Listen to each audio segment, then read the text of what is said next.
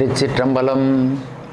பொன்னார் மேனியனே புலித்தோலை அரை கசைத்து, பொன்னார் மேனியனே புலித்தோலை அரை கசைத்து, மின்னார் செஞ்சடை மேல் மிளிர்கொன்றை அணிந்தவனே,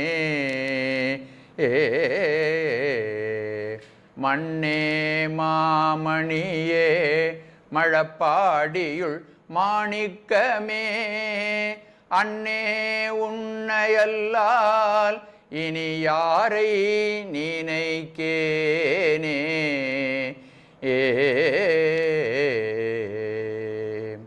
திருச்சிற்றம்பலம். குருவருளையும் திருவருளையும் போற்றி பணிந்து இன்றைய திருவாசக சிந்தனையை தொடங்குவோம். நாம் இதுவரையிலும் திருச்சதகம் வரையிலும் பார்த்திருக்கிறோம். தொடர்ந்து 6வது பகுதியாக நீத்தல் விண்ணப்பம். இந்த நீத்தல் விண்ணப்பம் திருப்பெருந்துறையிலே மணிவாசக பெருமான் குருநாதனை கண்டு வணங்கி அவருடைய திருவடி தொழுது சிவபெருமானால் சகலவிதமான தீட்சைகளும் தரப்பெற்று அவர் சிவசாயுச்சிய நிலையிலேயே ஆழ்ந்திருந்த காலத்தில் அவரோடு வந்திருந்த அடியார்கள் சிவபெருமான் எழுந்தருளி சென்றவுடன் அவரோடு சென்று கலந்து போய்விட்டார்கள். இதை அகச்சான்றாக மாணிக்கவாசக பெருமான் தனது திருவாசகத்தில் பல இடங்களிலும் சொல்லுகின்றார். நாயினேனை நலம்மலி தில்லையுள் கோலம் ஆறுதரு பொதுவினில் வருக என ஏல என்னை ஈங்கொழித்தருளி, நாய் போன்ற என்னை அழகு நிறைந்த தில்லைக்கு வரும்படி ஆணையிட்டு, ஒரு குறிப்பிட்ட காரியம் உனக்கு இருக்கிறது, அந்த காரியத்தை நிறைவேற்றிவிட்டு நீ வா, தில்லைக்கு வா என்று எனக்கு ஆணையிட்டான் சிவபெருமான். ஆணையிட்டு அவன் மறைந்து போய்விட்டான். அப்படி மறைந்து போன உடனே எல்லா அடியார்களும் அவனோடு சென்று அழுந்தி போய்விட்டார்கள். நான் மட்டும் இங்கு தனித்து விடப்பட்டேன். இவ்வாறு என்னை நீத்துவிட்டு நீ மட்டும் திருக்கையிலைக்கு எழுந்தருளுதல் நியாயமா? என்னை நீத்து விடுவது உனக்கு சரியா? என்னை கைவிட்டு விட்டு போகலாமா என்ற அந்த கருத்துப்பட அந்த சிந்தனையில் இருந்த காலத்தில் எழுதப்பட்டது இந்த நீத்தல் விண்ணப்பம். என்னை நீத்து விடாதே, என்னை விட்டுட்டு போயிடாதே.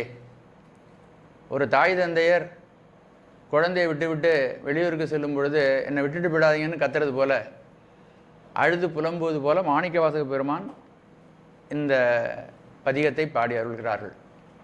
அதை பல இடங்கள்லையும் சொல்கிறார். அருளார் அமுத பெருங்கடல்வாய், அருளார் அமுத பெருங்கடல்வாய். நீ இருக்கின்ற இடம் அருள் நிறைந்த இடம், அமுத பெருங்கடலாக நீ இருக்கிறாய். அருளார் அமுத பெருங்கடல்வாய் அடியாரெல்லாம் புக்கழுந்த அந்த ஆனந்தமா கடலில் எல்லா அடியார்களும் சென்று அழுந்தி போய்விட்டார்கள். இருளார் யாக்கை இது பொறுத்தே, இருள் நிறைந்த இந்த உலக வாழ்க்கையில் என்னை இருக்க வைத்து எய்த்தேன் கண்டாய், துன்பப்படுகிறேன் பெருமானே அப்படின்னு சுவாமி பிரார்த்தனை பத்தில் மறுபடியும் சொல்கிறாங்க. இப்படி பல இடங்கள்லையும் சிவபெருமான் தன்னை விட்டுவிட்டு போனது தனக்கு தாங்க முடியவில்லை என்ற விஷயத்தை அவர்கள் சொல்லிக்கொண்டே இருக்கிறார்கள். இந்த நீத்தல் விண்ணத்தில் பல இடங்களிலேயும் என்னை விட்டுடுதி, என்னை விட்டு போய்விட்டாயா, என்னை விட்டு விடாதே, கைவிட்டு விடாதே, நான் தளர்ந்து போய்விட்டேன், என்னை தாங்கிக்கொள் அப்படின்னு மாணிக்கவாசகர் பெருமான் மிக இறங்கி பெருமானிடம் விண்ணப்பித்துக் கொள்கின்ற பதிகம் இந்த பதிகம். இந்த பதிகத்தினுடைய சாரமாக திருப்பெருந்துறை புராணம் என்று திருப்பெருந்துறையை பற்றிய ஒரு அழகிய புராணம் இருக்கிறது. அந்த புராணத்தில் மாணிக்கவாசகர் வரலாறு, அந்த மாணிக்கவாசகர் வரலாறில் ஒவ்வொரு பதிகமும் என்ன நோக்கத்திற்காக பாடப்பட்டது அப்படின்னு சொல்லும் பொழுது, இந்த நீத்தல் விண்ணப்பம் இதற்காக பாடப்பட்டிருக்கிறதுங்கிற கருத்தையும் அதில் சொல்லியிருக்கிறார். அதை சொல்கிறேன் பாருங்கள் உங்களுக்கு. மித்தை உலகினை அகற்றி, இந்த பொய்யான உலக வாழ்வை என்னிடமிருந்து அகற்றினா நீக்கி, விடாமல் என்னை ஆண்டருளும், இந்த உலக வாழ்க்கையை நீக்கிட்டு என்னை கைவிட்டு விடாமல் என்னை ஆண்டு கொள்ளுங்கள் என்று அத்தர் அறிந்திட சிவபெருமானிடம் விண்ணப்பிக்கக்கூடிய பதிகம் நீத்தல் விண்ணப்பம் அறைந்ததுவாம். அதற்காக இந்த உலக வாழ்க்கையை விட்டு என்னை நீக்கி உன்னுடைய திருவடியிலே என்னை சேர்த்து கொள்ள வேண்டும் என்ற கருத்தோடு பாடப்பட்ட பாடல் என்று திருப்பெருந்துறை புராணம் சொல்கிறது. மித்தை உலகினை அகற்றி விடாமல் எனை அத்தர் ஆண்டு அருள் என்று அத்தர் அறிந்திட நீத்தல் விண்ணப்பம் அறைந்ததுவாம். இந்த பாடல் இது என்ன யாப்பில் அமைந்திருக்குன்னா கட்டளை கலித்துறை என்ற யாப்பில் அமைந்திருக்கிறது. இந்த பதிகத்தினுடைய தலைப்பு பிரபஞ்ச வைராக்கியம். நம்ம சென்ற பதிகம் பார்த்தோம், திருச்சதகம் பார்த்தோம். திருச்சதகத்தில் பக்தி வைராக்கிய விசித்திரம் அதை பற்றி நம்ம அப்போ ரொம்ப விளக்கமாக சொல்லியிருக்கிறோம். பக்தி என்றால் என்ன, வைராக்கியம் என்றால் என்ன, விசித்திரம் என்றால் என்ன அப்படின்லாம் நம்ம சொல்லியிருக்கிறோம். அது பொதுவாக வைராக்கியத்தை பற்றி அங்கே சொல்லியிருக்கிறார். இந்த இடத்துல சிறப்பாக மிகச் சிறப்பாக வைராக்கியம் அப்படின்னா என்ன அப்படின்ட்டு, வைராக்கியம் என்பது இந்த உலக வாழ்வில் பற்றற்று வாழ்தல். பற்றில்லாமல் இந்த உலகத்துலேயும் வாழணும். ஏன்னா பிராரத்தம் நமக்கு கடவுள் கொடுத்துருக்கிறார். அந்த பிராரத்தம் எவ்வளோ காலம் நீடிக்குதோ அவ்வளோ காலம் இந்த உலகத்தில் வாழணும். கடவுள் வினை வயப்படி நம்ம எப்படி படைச்சிருக்கிறாரோ, கணவன் மனைவியாக படைச்சிருக்கிறாரா இல்லை வேறு விதமாக படைச்சிருக்கிறாரா, எப்படியெல்லாம் படைச்சிருக்கிறாரோ அப்படி வாழணும். அதை ஏற்றுக்கொண்டு வாழ வேண்டும். ஆனால் இந்த உலகம் நிலையற்றது என்பதை நாம் தெளிவாக உணர்ந்திருக்க வேண்டும். ஒவ்வொரு நிமிஷமும் அதை உணர்ந்தே இருக்க வேண்டும். இந்த உலகம் மித்தை, மித்தைன்னா பொய்யானது. ஏன் பொய்யானது? இந்த உலகம் பொய்யானதுன்னா நிரந்தரமாக இருக்கிறது மாதிரி தான் இருக்குது. ஆனால் இந்த நிரந்தரமாக இருக்கின்ற இந்த உலகம் இருக்கிறதே, இது தருகின்ற சுகம் இருக்கிறதே, அதற்கு நிலைத்த தன்மை இல்லை. ஒரு சமயம் நமக்கு சுகமாக இருப்பது அடுத்த சமயம் துக்கமாக மாறிவிடுகிறது. நமக்கு சுகமாக இருப்பது மறுபடியும் அந்த சுகம் இல்லாமலும் போய்விடுகிறது. நமக்கு அந்த சுகமே கிடைக்காம போயிடுது. நல்ல உணவு வகைகளெல்லாம் சாப்பிட்றோம், ஏதாவது ஒரு நோய் வந்துடுதுன்னு வச்சுக்கோங்க, அப்போ உணவு வகைகளை சாப்பிட முடியாது, இந்த உணவே சாப்பிடக்கூடாதுன்னு டாக்டர் சொல்லிடுறாங்க, மருத்துவர் சொல்லிடுறாங்க. அப்போது அது நம்மளை விட்டு நீங்கிடுது. பார்த்தீங்களா? இந்த உலகத்தில் எதுவுமே நிலையானது இல்லை, நிலையான சொந்தம் உடையதல்ல. அதை நல்ல தெளிவாக உணர்ந்து கொள்ள வேண்டும். திருவள்ளுவர் பெருமான் இதை உண்மையான அறிவு எது அப்படின்னா, நிலையானவற்றை நிலையானதுன்னு நல்லா கெட்டியாக பிடிச்சிக்கவும், நிலையில்லாதன் மேல் பற்றில்லாமல் இந்த உலகத்தில் வாழவும் யார் ஒருவன் தெரிந்திருக்கிறானோ அவன் உயர்ந்த அறிவு படைத்தவன். நில்லாதவற்றை நிலையின என்று உணரும் புல்லறிவாண்மை கடை. நில்லாதவற்றை, இந்த உலகத்தில் நிலையாக இல்லாத பொருள்களை நிலையானதுன்னு யார் நினைக்கிறார்களோ அவருடைய அறிவு தாழ்ந்த அறிவு, புல்லறிவு. புல்லறிவுனா தாழ்ந்த அறிவு. அது துறவிகளுக்கு பொருந்தாது அப்படின்னு சொல்கிறார். துறவிகளுக்கு மட்டுமல்ல, நமக்கும் கூட இந்த உலகத்திலே உள்ள பொருள்கள் நாம் விரும்புகிறோமோ விரும்பவில்லையோ, ஆனால் ஒவ்வொரு பொருளும் நம்மை விட்டு நீங்கி கொண்டே இருக்கிறதுங்கிறத நம்ம உணர்ந்து வேண்டும். அப்படி நம்ம சிந்திச்சு பார்க்கறது இல்லை. சின்ன குழந்தையாக இருக்கிறோம், அப்போ சில பொருள்கள் நமக்கு விருப்பமாக இருக்கின்றன. விளையாட்டு பொருள்களெல்லாம் நமக்கு விளையாடுவதற்கு அந்த பொருள்களெல்லாம் விருப்பமாக இருக்கின்றன. அப்புறம் ஒரு 10-12 வயது அல்லது ஒரு வாலிபனாக மாறின பிறகு சின்ன பையனாக இருந்து பம்பரம் விளையாண்டது, கிட்டிபில் விளையாண்டது எல்லாத்தையும் நம்ம மறந்துடுறோம். அப்போ அது நம்மளை விட்டு போயிடுது, தானாக போயிடுது. ஒன்றொன்றிலிருந்து நீங்கி கொண்டு தான் வருகிறோம். இளமையிலிருந்து நீங்கி வாலிப பருவத்துக்கு வருகிறோம். வாலிப பருவத்தில் சில விஷயங்கள்லாம் நமக்கு வருகிறது. அவைகளெல்லாம் சற்று முதுமையான பிறகு அவைகளெல்லாம் தானாக நம்மை விட்டு நழுவி போய்விடுகிறது. அப்புறம் முதுமை வந்தவுடனே இந்த உலகம் நம்மை புறக்கணிக்கிறது. எப்படியோ நமக்கு துறவு என்பது நமக்கு வந்து கொண்டே இருக்கிறது. ஆனால் நம்ம அதை உணர்றதில்லை. துறவுக்கு நம்ம போகிறோம் அப்படிங்கிறத உணர்றதில்லை. ஒருவேளை இந்த உலகம் நம்மை பிடித்து வைத்திருந்தாலும் இந்த உலகத்தை விட்டு நாம் ஒரு காலத்தில் போயிடுவோம் இல்லையா? அப்போ இந்த உலகம் நிலையில்லாதது அப்படின்னு தெரிஞ்சு இந்த உலகத்தின் மேலே எவ்வளவு பற்றுதல் வைத்து நாம் வினைக்கு தகுந்தது போல வாழ்க்கை நடத்தணுமோ அதுவரையிலும் வாழ்க்கை நடத்துகிறது தான் ஒரு அறிவாளியினுடைய செயலாக இருக்கிறது. நில்லாதவற்றை நிலையின என உணரும் புல்லறிவாண்மை கடை அப்படின்னு. இப்போது இந்த நிலையில்லாதவற்றை உணர்ந்த பிறகு இந்த உலகத்திலே எது நிரந்தரம் எது நிரந்தரம் இல்லாதது அப்படின்னு நம்ம ஆராய்ந்து பார்க்கணும். அப்போ என்ன அடுத்ததும் திருவள்ளுவர் இன்னொரு அதிகாரத்தில் சொல்லுகிறார், மெய்யுணர்தல்ல, பொருளல்லவற்றை பொருளென்று உணரும் மருளானாமானா பிறப்பு. பொருள் எது மெய்ப்பொருள் இல்லையோ, பொருள் அல்லவற்றை, எது மெய்ப்பொருள் அல்லாத பொருள்களோ அந்த பொருள்களை, மெய்ப்பொருள் அல்லாத பொருள்னா மெய்ப்பொருள் ஒன்று தான், ஆனால் மெய்ப்பொருள் அல்லாதது எல்லாமே, இந்த பிரபஞ்சத்தில் நம்ம பார்க்குற எல்லாமே பொருள் அல்லவற்றை பொருள். அப்போ மெய்ப்பொருளாகிய சிவபரம்பொருளை தவிர மற்றதெல்லாம் உண்மை அப்படின்னு நம்ம நினச்சோம்னா, அப்படி நினைவதனாலே, அப்படி உணர்வதினாலே நமக்கு அந்த உணர்வுக்கு விபரீத உணர்வுன்னு பேர். மெய்ப்பொருளை மெய்ப்பொருள் என்று உணர்ந்தால் அது மெய்யறிவு. மெய்ப்பொருள் அல்லாதவற்றையெல்லாம் உண்மை பொருள்னு உணர்றோன்னு வச்சுங்க, உலகத்தில் உள்ள மற்ற எல்லா பொருளும் இதுதான் நமக்கு கதி, இதுதான் நமக்கு சதம், இதுதான் நமக்கு இன்பம் இருக்குது அப்படின்னு நினைச்சோம்னா, அப்படி நினைப்பது விபரீத உணர்வுன்னு பேர்.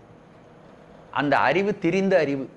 அதனால் நமக்கு என்ன வரும் அப்படின்னா துன்பந்தான், மானா பிறப்பு அப்படின்னு சொல்கிறார். நமக்கு துன்பந்தான் வரும். அப்போ நம்ம என்ன தெரிஞ்சுக்கணும் அப்படின்னு கேட்டிங்கன்னா, வைராக்கியம் அப்படின்னா இந்த உலகத்திலும் வாழ்ந்து கொண்டிருக்க வேண்டும். வினைவசப்படி நம்ம எந்த இடத்துல இறைவன் படைச்சிருக்கிறானோ, அம்மா அப்பா குழந்தைகள் மனைவி சுற்றம் நகை மாடு செல்வம் நிலம் புலம் அவ்வளோதோடையும் படைச்சிருக்கிறானோ அந்த இடத்துல இருந்தபடியே நாம் உண்மையை தெளிவாக உணர்ந்தபடியே இருக்க வேண்டும். அப்படி உணர்ந்தபடியே அப்படி நடத்துறது தான் வைராக்கியம்னு பேர். ராகம்னா பற்று, வைராகம் அப்படின்னா பற்று அற்று வாழ்தல். வைராக்கியம், வைராக்கியம்ங்கிறதுக்கு நம்ம சாதாரண ஒரு பொருள் வச்சுருக்கிறோம். வைராக்கியம்னா என்ன? வைராக்கியமாக இருக்கான்னா உறுதியாக இருக்கிறான் அப்படிங்கிறப்ப அது இல்லை, அதுக்கு அப்படி பொருள் கிடையாது. உண்மையாக அதை எடுத்துக்கிட்டோம்னா பற்றற்று வாழ்க்கையை நடத்துதல். நம்ம உலக வாழ்க்கையிலே இருக்கிறோம். இப்போது நம்ம கையில் எண்ணெயை தடவிக்கிறோம், எண்ணெயை தடவிட்டு பலாப்பழத்தை பூர்ணம்னா அதில் உள்ள பிசுன்னு நம்ம கையில் ஒட்டாது. பலாப்பழத்தையும் பூர்றோம், அதில் இருக்கிற பழத்தையும் எடுக்கிறோம், அதையும் சாப்பிட்றோம், ஆனாலும் அதனுடைய பிசின் நம்ம கையில் ஒட்டாமல் இருக்கிறது என்ன தடவிக்கிறோம் இல்லையா? அதுபோல் நம்ம என்ன செய்யணும்னு கேட்டிங்கன்னா, உலக வாழ்க்கையில் இருக்கும் பொழுது கடவுளை நன்றாக இருக பற்றி கொண்டு இந்த உலகத்தில் நம்ம வாழ்க்கை நடத்தும் பொழுது இந்த உலகத்தினுடைய பொருள்களை பற்றிய உண்மைகளை எல்லாம் தெளிவாக நாம் உணர்ந்தபடி வாழ்க்கையை நடத்த வேண்டும். அப்படி இருந்தால் நமக்கு எந்த துன்பமும் வராது அப்படிங்கிறது திருவள்ளுவருடைய கூற்று. பொருளல்லவற்றை பொருளென்று உணரும் மருளானாம் மானா பிறப்பு. மருள் அப்படின்னா என்ன? நம்ம ஆணவமலத்தினுடைய விளைவாக நமக்கு வரக்கூடியது தான் மருள். அந்த மருளுக்கு பல பேர் நம்ம சொல்கிறோம். விபரீத உணர்வு, மருள், மயக்கம், அவிச்சை, அஞ்ஞானம், அறியாமை, இப்படி பல பேர் அதுக்கு நம்ம சொல்லியிருக்கிறோம். நம்ம சைவ சித்தாந்தத்தில் அதை பற்றி விரிவாக படிச்சிருக்கிறோம்.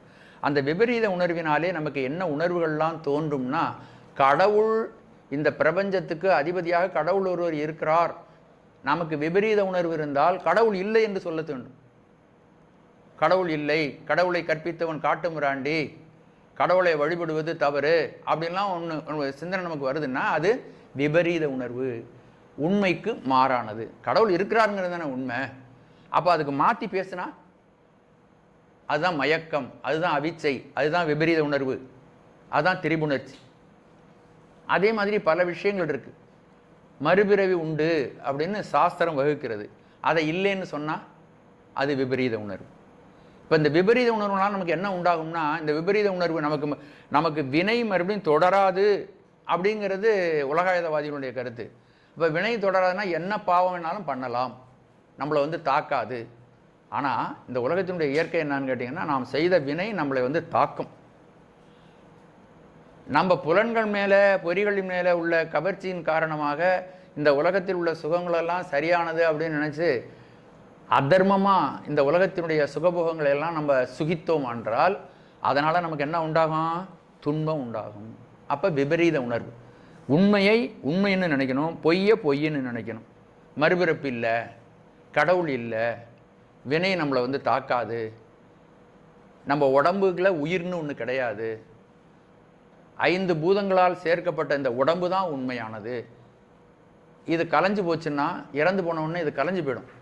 நம்ம ஆற்றுல கொண்டு போடுறோமோ, நெருப்பில் கொண்டு போடுறோமோ, அல்லது மண்ணுக்குள்ளே போட்டு புதைக்கிறோமோ, 5 பூதங்களும் பிரிஞ்சு போயிடும். இப்போ சேர்ந்ததுனால உயிர்னு மாதிரி தெரியுது, இப்படி பிரிஞ்சதுனால எல்லாம் ஒன்றும் பிரிஞ்சு போச்சு, உயிர்னு ஒன்று கிடையாது, அதுக்கு பிறகு வாழ்க்கையே கிடையாது என்று சிலர் உலகாயுதர்கள் சொல்லுவார்கள். இதெல்லாம் என்னன்னு கேட்டிங்கன்னா விபரீத உணர்வு. இந்த விபரீத உணர்விலிருந்து நீங்கி உண்மை உணர்வில் நிலைத்திருப்பது தான் பிரபஞ்ச வைராக்கியம். இந்த உலகத்தை பற்றி நல்ல தெளிவாக தெரிந்து கொண்டு இதன் மீது எந்த இடத்துல பற்றுதல் வைக்கணுமோ அந்த இடத்துல பற்றுதல் வைத்து, எந்த இடத்துல அதிலிருந்து நம்ம நீங்கி கொண்டு நம்முடைய ஆத்மாவுக்கும் ஆத்மாவாக உயிருக்கும் உயிராக இருக்கக்கூடிய சிவபெருமான் மீது மிதூர்ந்த பற்று வைத்து நம்ம வாழ்க்கை நடத்துவதற்கு தேவையான செய்திகளை எல்லாம் இந்த நீத்தல் விண்ணப்பம் நமக்கு சொல்லுகிறது. அற்புதமான சிந்தனைகள். இந்த சிந்தனைகள் என்னை கைவிட்டுறாத, நான் தீனன், நான் வினை வயப்பட்டு இந்த உலகத்தில் பிறந்திருக்கிறேன், நான் உன்னை நோக்கி வரணும்னா என்னுடைய அறியாமையும் வினையும் என்னை தடுக்கிறது, நீயோ மிகப்பெரியவன், என்கிட்ட வரணுங்கிற அவசியம் உனக்கு கிடையாது, நான் வேணா உன்கிட்ட வரணுங்கிற அவசியம் இருக்குது, ஆனால் உனக்கு என்கிட்ட வரணுங்கிற அவசியம் கிடையாது, ஆனால் நீ என்கிட்ட வர்றதுக்கு காரணம் உன்னுடைய கருணை தான், உன்னை கருணையினாலே என்னை நீ மீட்டெடுத்து கொண்டு என்னை ஆளுவதற்காக வருகிறாய், அப்போது நான் என்ன உனக்கு ஒத்துழைக்கணும் இல்லையா? டாக்டர் ஒரு மருந்து கொடுக்குறாரு, நமக்கு வியாதி இருக்கிறது, மருந்து கொடுக்குறாரு, அந்த மருந்து நமக்கு கிடைச்ச உடனே அந்த மருந்தை அவர் என்ன சொல்கிறாரோ அப்படி சாப்பிடணும் இல்லையா? அவர் எப்படி வாழ்க்கை நடத்தணும்னு சொல்கிறாரோ அப்படி நம்ம தேவையானதை சாப்பிடணும், தேவையானதை சாப்பிடாமல் இருக்கணும் இல்லையா? ஆனால் உன்னுடைய அருளை பெறுவதற்கு எந்த விதமான முயற்சியும் நான் பாட்டுக்கு சுகபோகத்தில் வாழ்க்கை நடத்தி கொண்டு இருக்கிறேன். ஆகவே என்னை இதிலிருந்து மீட்டெடுத்து உனது கருணாசாகரமாகிய உனது கருணையினாலே உனது திருவருளில் என்னை ஆழ்த்தி எனக்கு துன்பமில்லாத வாழ்க்கையை எனக்கு நீ தர வேண்டும் அப்படின்னு இதில் கேட்டுக்கிறார். நீத்தல் விண்ணப்பம். எனக்கு தலைப்பு பிரபஞ்ச வைராக்கியம். ஒவ்வொரு பாட்டிலையும் இந்த பிரபஞ்ச வைராக்கியம் நமக்கு தெளிவாக, மிக தெளிவாக சொல்லப்படுகிறது. பிரபஞ்சம்னா இந்த உலகத்தில் உள்ள எல்லா விதமான பொருள்களையும் உள்ளடக்கியது, நமக்கு இருக்கின்ற எல்லா வகையானது, நம்ம உடம்போட ஒட்டிக்கிட்டது உறவுகள், தாய் தந்தை மனைவி மகன், இந்த மாதிரி உறவுகள், நம்முடைய செல்வம், நமக்கு இருக்கின்ற உடைமைகள், நிலம் மாடு சுற்றம். பழங்காலத்தில் செல்வம் அப்படின்னாலே மாடு தான், மாட்டை தான் செல்வமாக வச்சுருந்தாங்க, நிலபுலங்கள் எல்லாம். ஆகவே இப்போது இந்த வகையான எல்லா விஷயங்களிலிருந்தும் நீங்கி இறைவன் மேல் பற்று வர வேண்டும், இறைவன் மேல் பற்று வராமல் நான் இருக்கிறேன் என்று தம்மீது இந்த கருத்துக்களை எல்லாம் ஏற்றிக்கொண்டு தம்மை சாதாரண ஒரு மனிதன் போல அதை ஏறிட்டு கொண்டு மணிவாசக பெருமான் இந்த பாடல்களை பாடுகிறார். இல்லை, தன்னிடம் பல குற்றங்கள் இருப்பதாக அவர் சொல்லுவதெல்லாம் அவருடைய புனிதமான வாழ்க்கையை நாம் பார்த்தோமானால் அந்த குற்றங்கள் எல்லாம் அவர்கிட்ட இல்லை. அவர் மக்களுடைய பிரதிநிதியாக தம்மை வைத்து கொண்டு இந்த குற்றங்களெல்லாம் தன் மீது இருப்பதாக அவர் பாவித்து பாடுகிறார் என்றே நாம் அதை தெளிவாக உணர வேண்டும். ஏனென்று கேட்டால் ஒரு சாதாரண மனிதனும் கூட, ஒரு கடையவனாக இருக்கக்கூடியவன் கூட, கீழான இயல்பு படைத்தவன் கூட கடவுளை அடையலாம். அதுக்கு என்ன எடுத்துக்காட்டுன்னா, நான் அப்படி இருந்தேன், நான் கடவுளை அடைஞ்சேன், நீங்கள் எப்படி இருந்தாலும் கடவுளை அடையலாம் அப்படின்னு நமக்கு உறுதி சொல்கிறார். நமக்கு சரி, மாணிக்க வாசகரை போல தெய்வீக நிலையில் இருக்கின்றவர்கள் தான் கடவுளை அடைய முடியும், நம்மெல்லாம் அடைய முடியாது, அதனால் இதை படிச்சுட்டு போயிடுவோம், நம்ம பாட்டுக்கு வாழ்க்கையை நடத்தலாம், ஆனால் கடவுள்லாம் நமக்கு கிடைக்க மாட்டார் என்ற அந்த அவநம்பிக்கை இருக்கு பார்த்தீங்களா? அதை போக்குவதற்கு மணிவாசக பெருமான் என்ன செய்கிறாருன்னா, நான் உன்னை விட கீழாக இருக்கேன், இப்படிப்பட்ட கீழானவனை கடவுள் தடுத்து ஆட்டுக்கொண்டான், நான் அவரை நோக்கி கூட போகலை, ஆனால் அவர் என்னை நோக்கி வந்தார், எனக்கு திருவருள் புரிந்தார் என்று இந்த விஷயங்களை எல்லாம் தெளிவாக வரையறுத்து நீண்டமாக சொல்கிறார். அப்போ மாணிக்க வாசகருடைய வாழ்க்கை மிக புனிதமானது. அவர் தெய்வீக அவதாரம், இறைவனோடு ஒன்று கலக்கக்கூடிய பேராற்றல் படைத்தவர். குறிப்பிட்ட வயதுக்குள்ள ஒரு 16 வயசு 17 வயசுக்குள்ளே அவர் தென்னவன் பிரம்மராயன் என்று பட்டம் சூட்ட பெற்று பாண்டிய நாட்டை ஆண்டார். ஆண்ட பிறகு குதிரை வாங்க சென்றதற்கும் அவர் இறைவனுடைய திருவடியை அடைந்ததற்கு இடையில ஒரு 2 ஆண்டுகள் 3 ஆண்டுகள் இருக்குமான்னு கூட சந்தேகம். அவ்வளோ குறைந்த நாள் தான் அவர் இந்த நில உலகத்தில் 32 வயசு தான் அவர் வாழ்ந்தார். அந்த காலத்தில் அவர் எந்த விதமான கீழான வாழ்க்கையும் வாழவில்லை. அப்படி ஒரு சரித்திர குறிப்பு எங்கேயும் கிடையாது. ஆனால் ஏன் அப்படி சொல்கிறாருன்னா, ஒரு சாதாரண மனிதன், ஒரு இழிந்த மனிதன் கூட இறைவனுடைய திருவருளை பெற முடியுங்கிற நம்பிக்கையை நமக்கு ஊட்டுவதற்காக தன் மீது அவைகளெல்லாம் ஏற்றிக்கொண்டு சொல்கிறார். ஏன்னா இந்த பதிகத்தில் நிறைய இடங்களில் தன்னை ரொம்ப கீழான கொண்டு போகிறார். கீழானவனாக அவர் சொல்லுகிறார். நான் பாலியல் இன்பத்திலேயே திளைத்திருக்கிறேன், அதை பற்றிய சிந்தனையிலே இருக்கிறேனா என்றெல்லாம் ஒரு இடத்துல சொல்கிறார். அப்படி சொல்லும் பொழுது அவருடைய வாழ்க்கையில் அந்த மாதிரியான வரலாறுகளும் இல்லை, குறிப்புகளும் இல்லை. அவருடைய பாடல்களில் நிறைய இடத்துல அகக்குறிப்புகள் நிறைய இருக்குது.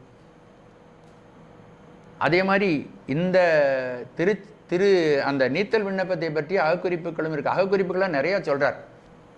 நரியை பரியாக்கியது பொய்ன்னு நம்ம சொல்ல முடியாது. நரியை பரியாக்கி ஞாலமெல்லாம் நிகழ்வித்து அப்படின்னு பாட்டிலே வருது.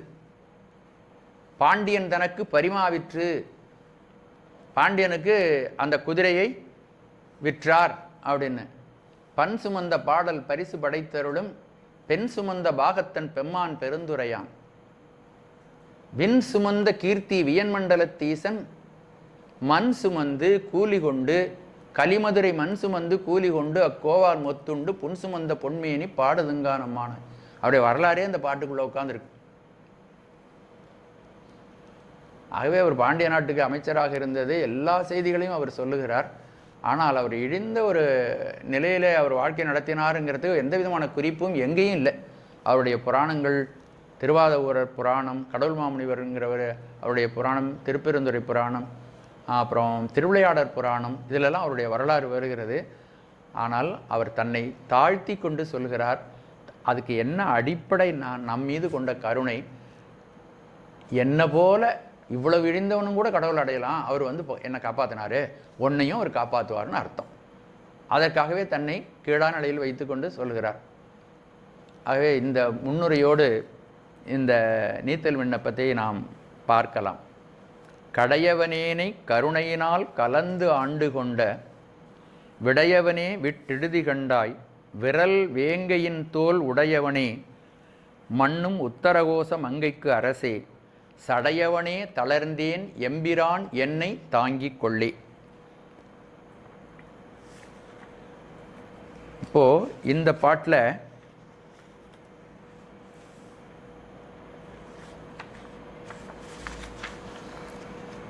அப்படியே ஆற்றொழுக்கா பொருள் கொள்ளலாம், கொண்டு கொண்டு செய்ய வேண்டியில்லை, வரிசையாகவே போயிடலாம். இப்போ பதவரை பார்க்கலாம்.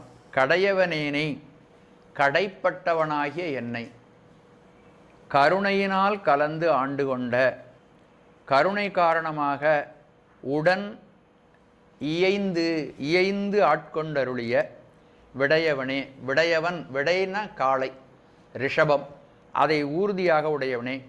விடையவனேன்னா காளையை ஊர்தியாக உடையவனே. விட்டுடுதி, அடியேனை கைவிட்டு விடுவாயோ அப்படின்னா என்ன அர்த்தம்? விடக்கூடாது அப்படின்னு சொல்கிறார் சாமியை. விரல் வேங்கையின் தோல் உடையவனே, வலிமை மிக்க புலியின் தோலை ஆடையாக உடையவனே. விரல்னா வலிமை. மண்ணும் உத்தரகோச மங்கைக்கு அரசே. மண்ணுதல் அப்படின்னா ரெண்டு சுழியினான நிலை பெற்றிருத்தல்னு அர்த்தம்.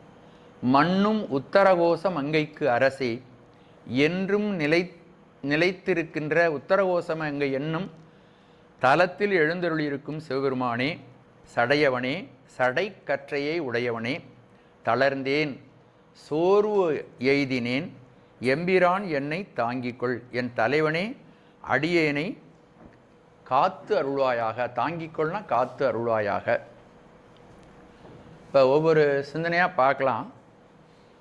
கடையவனேனை கருணையினால் கலந்து ஆண்டு கொண்ட கடையவன். இப்போ நம்ம சிவபெருமான் எப்படிப்பட்டவன் கேட்டிங்கன்னா, ஈடும் எடுப்பும் இல்லாதவன். ஈடும் எடுப்பும்னா, ஈடும் என்றால் என்ன? அவனுக்கு ஈடாக சொல்லக்கூடியவர்கள் ஒருத்தரும் கிடையாது. அவனுக்கு ஓமையாக சொல்லக்கூடியவர் யாரும் கிடையாது. சிவபெருமான் இன்னார போல இருக்கிறான் அப்படின்னு சொல்ல முடியாது.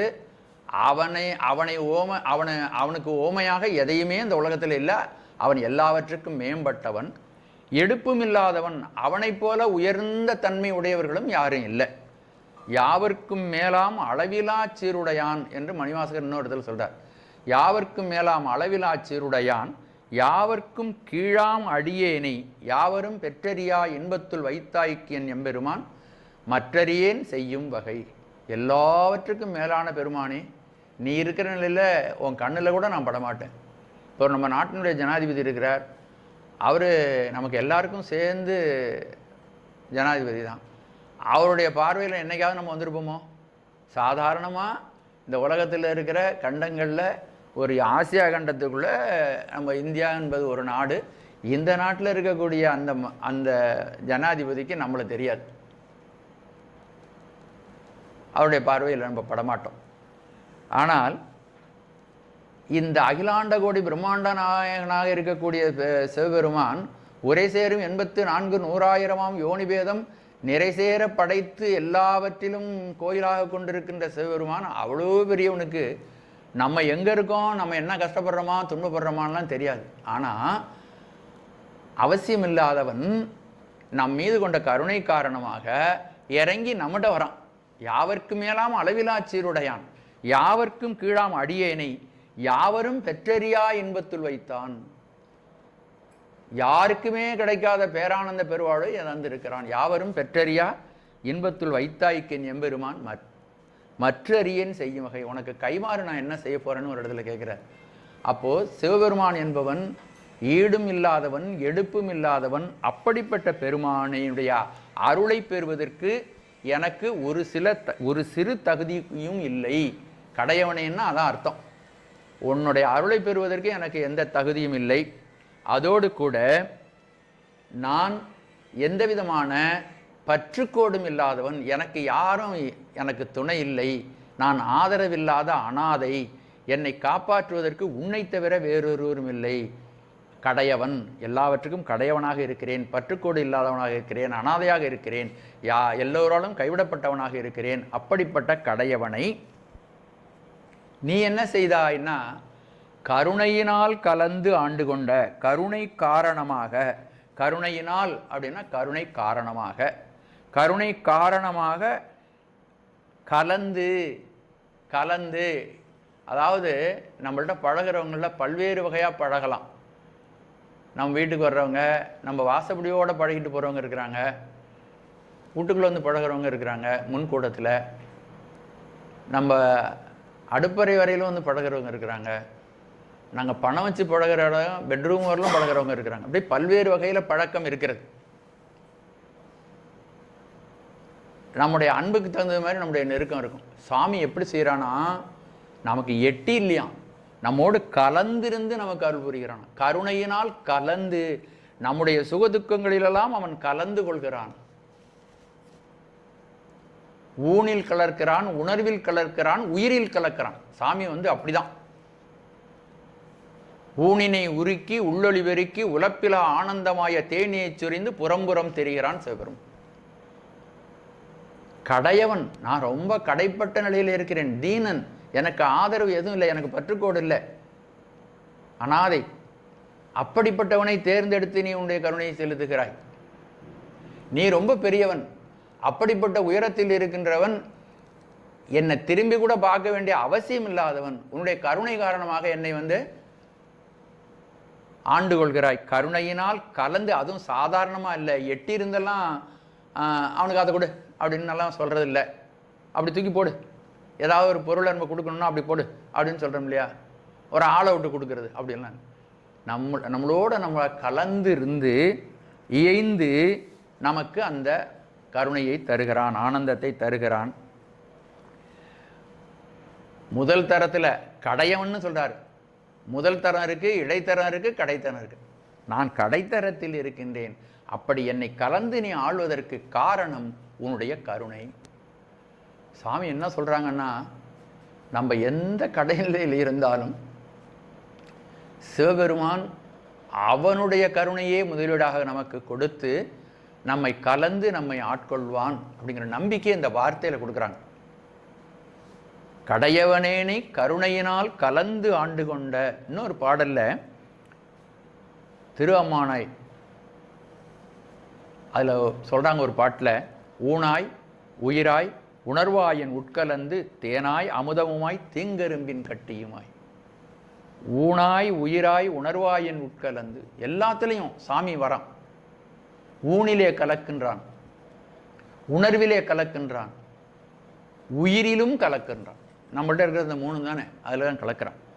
அப்புறம் எப்படி நமக்கு தித்திக்கிறான்னா, தேனாய் அமுதமுமாய் தீங்கரும்பின் கட்டியுமாய் வானோரறியா வழியமக்கு தந்தருளும் தேனார் மலர்கொன்றை சேவகனார் சீரொளி சேர் ஆனா ஆனா ஆனா ஆனா அறிவாய். ஆனா அறிவாய்ன்னா என்ன தெரியுமா அர்த்தம்? நம்ம விட்டாத அறிவாய்.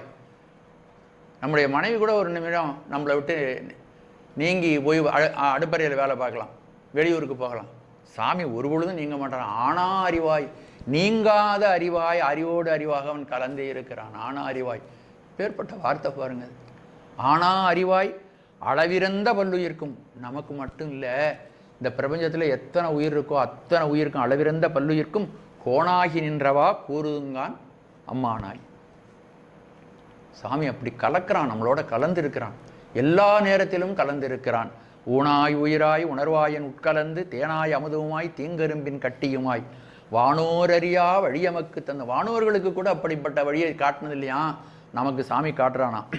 தேனார் மலர்கொன்றை சேவகனார் சீரொளி சேர் ஆனா அறிவாய் அளவிறந்த வல்லுயிர்க்கும் கோணாகி நின்றவா கூறுதுங்கான் அம்மானாய். ஆகவே இதை கலந்து ஆண்டதை மாணிக்கவாசகருடைய பாடல்களில் பல இடங்களையும் எப்படி கலந்து ஆண்டான் என்பதை சொல்லுகிறார். அற்புதமான அமுத தாரைகள் ஏற்பு துளைதொரும் ஏற்றினன். சாமி நம்ம உயிருக்கு உயிராக கலந்து உயிரோடு ஊனோடும் கலக்கிறான். அவன் அமுதத்தை, அவனுடைய திருவருளை இந்த சதையிலையும் செலுத்தினான். அதுக்கு அடுத்தாப்புல இருக்கக்கூடிய கொஞ்சம் கடினமாக இருக்கின்ற எலும்புக்குள்ளேயும் செலுத்தினான். அற்புதமான அமுத தாரைகள் எற்புன்னா எலும்பு, எற்பு துளைதொரும். எலும்புல தொலை பார்க்க முடியுமோ? நம்ம மைக்ராஸ்கோப்பு வச்சா சின்ன தொலை இருக்கும், அதுக்குள்ளெல்லாம் ஏற்றினான் சாமி. எற்பு துளைதனும் ஏற்றினன். என்ன கடினமாக இருக்குது, அதனால் ஏற்றுறான். ஏற்றின் உருவது உள்ளம் கொண்டு ஓர் உரு செய்தாங்க எனக்கு அல்லூர் ஆக்கை அமைத்தனன். அப்படி சிவபெருமான் கலந்து ஆண்டதுனால நமக்கு மாறாத பேரின்பம் நமக்கு சித்திக்கிறது. அப்படி கடையவனாகிய என்னை அந்த கடமையா அந்த கடைநிலையிலே இருக்கின்ற அந்த குணம் இருக்க, அப்படிப்பட்டவனாகிய நான் என்னுடைய அறியாமை காரணமாக, என்னுடைய வினை காரணமாக உன்னை தேடி வந்து நான் அடையவில்லை. இந்த ஒரு வார்த்தைக்குள்ள அவ்வளவு விஷயங்களை வச்சிருக்கிறார். உன்னை தேடி நான் உதவி கேட்டுட்டு வரல, ஒரு பொழுதும் வரல. ஏன்னா ஒன்னுகிட்ட உதவி கேட்கணும்னு எனக்கு தெரியாது. இன்னொரு இடத்துல கூட சொல்றார், வினையிலே கிடந்தேனை புகுந்து நின்று போது நான் வினைக்கேடன் என்பாய் போல. நம்ம முதல்ல படிச்சிருக்கோம் அந்த பாட்டு. நான் வினையிலே கடந்து சுழன்று கொண்டிருக்கிறேன், இருளிலே கடந்து மாட்டிக்கொண்டு இதிலிருந்து விடுபட முடியாமல் நான் இருக்கிறேன். அப்படி வினையிலே கடந்து நான் மாட்டிக்கொண்டு இருக்கின்றவனை எங்கே வழி தேடுறதுன்னு கூட எனக்கு தெரியல. ஆனால் நீ எனக்கு எதுக்கே நான் தான் உன்னுடைய வினையை கெடுக்கின்றவன், வினைக்கேடன், வினையை கெடுக்கின்றவன் அப்படின்னு உனக்கு முகவரியை சொல்லி உன்னை நீயே அறிமுகப்படுத்தி நான் தான் உனக்கு உதவி செய்யக்கூடியவங்கிற நீ எதுக்கு நிற்கிற அப்படின்னு ஒரு இடத்துல சொல்கிறார். அப்போது கடையவனாக இருக்கின்ற நான் உன்னிடம் உதவி பெற வேண்டும் என்ற சிந்தனை இல்லாமல் இருக்கின்ற எனக்கு நீ உன்னுடைய பேரருள் காரணமாக என்னை தேடி எனக்கு அருள் புரிகிறாய். அப்படி தேடி அருள் புரிந்து எனது ஊனினை உருக்கி உணர்வினை பெருக்கி உயிரிலே கலந்து எனக்கு எல்லா விதமான நன்மைகளையும் நீ செய்கிறாய். இதைத்தான் சொல்றார். கடையவனேனை கருணையினால் கலந்து ஆண்டு கொண்ட விடையவனே. விடையவன், அடுத்தது விடையவன். இது நல்ல ஆழ்ந்த பொருள் உள்ளது. ஒவ்வொரு நாமமும் விடையவன் அப்படிங்கிறது ஒரு நாமம். ஒரு ஒரு ஒரு 1000 நாமங்கள்னு சொல்கிறோம் இல்லையா, அது மாதிரி அது விடையவனே அப்படிங்கிறது ஒரு ரிஷபாரூடனே, ரிஷபாரூடாய நமக அப்படிங்கிறது ஒரு நாமம். அதில் என்ன சொல்கிறார், காளையை ஊர்தியாக உடையவன். அந்த காளை எதற்கு சின்னமாக விளங்குறதுன்னா அறம். என்ன பண்ணுச்சான், பேரூழி காலம் வந்தது, எல்லாவற்றையும் சிவபெருமான் பேரூழி காலத்திலே எல்லாவற்றையும் சம்ஹாரம் செய்து கொண்டே வந்தான். கடைசியில் அறக்கடவுள் என்ன செய்யறதுன்னு தெரியாமல் தவிச்சு போய் சாமிக்கு ஏற நினைச்சான். இங்கே வா அப்படின்னு கூப்பிட்டு அதை ரிஷபமாக்கினார் அறத்தை. அந்த ரிஷபமாக்கி அதுக்கு ஒரு மகிமை கொடுத்தார், தன்னை தாங்குகின்ற பேற்றினை அதுக்கு கொடுத்தார். அந்த அறக்கடவுள் சிவபெருமானை தாங்குகிறது. ரிஷபாரூடன் ஒரு சிவ வடிவம் ஒன்று இருக்கிறது. அந்த சிவ வடிவத்தில் சிவபெருமான் அந்த ரிஷபத்தினுடைய தாடையை பிடிச்சி தடவி கொடுப்பார், அது ஆதரவாக. அது ஒரு வடிவம். அதுதான் அந்த பேரொழி காலத்தில் நிகழ்ந்தது. உனக்கு ஆதரவு இல்லாமல் இல்லை, நான் உனக்கு ஆதரவு, நீ எனக்கு ஆதரவாரு அப்படிங்கிற ஒரு பேர். அவனால எல்லாம் முடியும், அவனுக்கு யாரும் ஆதாரம் வேண்டியில்லை. ஆனால் அதுக்கு ஒரு மகிமை கொடுக்கிறார் அறக்கடவுளுக்கு. அதன் மேலே ஏறி உட்கார்ந்து அதற்கு அழகையும் மகிமையையும் அதற்கு பெருமையும் தருகிறார். அறத்தின் நாயகன் நீ விடையவனே அப்படின்னா அறத்தின் நாயகன் நீ. அப்படி அறத்தின் நாயகனாக இருக்கின்ற நீ கடையவனாகி என்னை கைவிட்டு விடக்கூடாது, என்னை காப்பாற்று விடையவனே அப்படின்னு சொல்லும் பொழுது இந்த கருத்துக்களெல்லாம் அதில் மாணிக்கவாசகர்கள் பொதித்து வைத்திருக்கிறார்கள். விட்டெழுதி கண்டாய் கடையவனேனை கருணையினால் கலந்து ஆண்டு கொண்ட விடையவனே விட்டெழுதி அடியேனை கைவிடுவாயோ, கைவிட்டு விடுவியா, கைவிடக்கூடாதுன்னு அர்த்தம். அதுக்கு கைவிட்டு விடுவாயோ, என்னை விட்டுருவியா நீ அப்படின்னு கேட்டால் என்னை விடக்கூடாது, என்னை காப்பாற்று அப்படின்னு அர்த்தம். இந்த கண்டாய் என்று இருக்கு இல்லையா, அது முன்னிலை, சிவபெருமான முன்னிலையில் வச்சுட்டு கண்டாய். அந்த கண்டாய் என்பதற்கு என்ன பொருள் அப்படின்னா அதுக்கு பொருள் இல்லை, அதுக்கு அசைன்னு பேர்.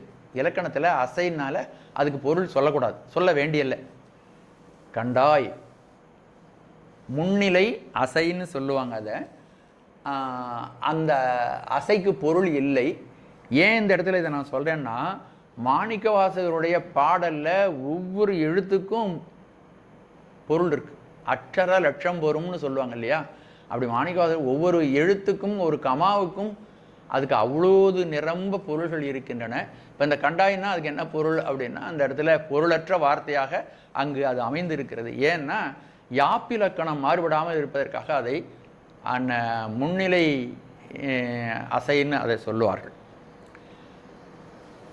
கடையவனேனை கருணையினால் கலந்தாண்டு கொண்ட விடையவனே விட்டெழுதி கண்டாய் விரல் வேங்கையின் தோல் உடையவனே. விரல் வலிமை, விரல்னா வலிமை, வலிமை மிக்க. வேங்கை என்பது இங்கே வரிப்புலியை குறிக்கும். சாமி இடுப்பில் போத்திருக்காரே அது வரிப்புலி. சிறுத்தை வேற, வரிப்புலி. சிறுத்தையினுடைய மேலே புள்ளி புள்ளியாக இருக்கும், ரவுண்ட் ரவுண்டாக இருக்கும். இது வேங்கை, அதை விட ஆற்றல் படைத்தது வேங்கை தான். அந்த வேங்கையின் தோலை அவன் ஆடையாக போர்த்தி இருக்கிறான். இது எப்பொழுது நிகழ்ந்தது அப்படின்னா அவங்களுக்கு இந்த இந்த சரித்திரம் நாம் பலமுறை சொல்லி இருக்கிறோம். தாருகாவனத்திலே 48,000 முனிவர்கள் வாழ்ந்தார். கொஞ்சம் நஞ்ச பேர் இல்லை, அந்த பெரிய பகுதி தேவதாரு மரங்கள் நிறைந்த இடம். கைலையினுடைய சாரல், தேவதாரு மரங்கள், அவ்வளோது மரங்கள். அந்த மரங்களுக்கு இடையில் முனிவர்கள், தவம் செய்யக்கூடிய முனிவர்கள். அவர்கள் 4 வேதங்களும் தெரிந்தவர்கள், 4 வேதங்களையும் கற்று தீர தீர கற்றவர்கள்.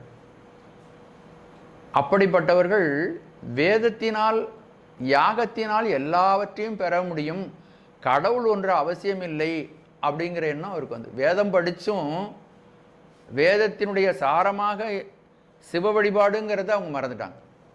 அந்த வேதம் படித்ததனுடைய தன்முனைப்பு காரணமாக கடவுளை அவர்கள் மறுத்தார்கள். அப்படி அவர்கள் வாழ்ந்து இந்த இந்த யாகத்தினாலே எல்லா நன்மையும் உண்டாக்கிட முடியும். மழை வேணும்னா வருண ஜபம் பண்ணலாம், அதுக்குரிய யாகம் பண்ணலாம். நீண்ட ஆயுள் வேணும்னாக்கா அதுக்குரிய யாகத்தை பண்ணலாம் அப்படின்னு இருந்தான். அந்த ரிஷி பத்தினிகளெல்லாம் தன்னை விட கற்பிலே மிகுந்தவர்கள் இல்லை அப்படின்னு கர்வம் கொண்டிருந்தார்கள்.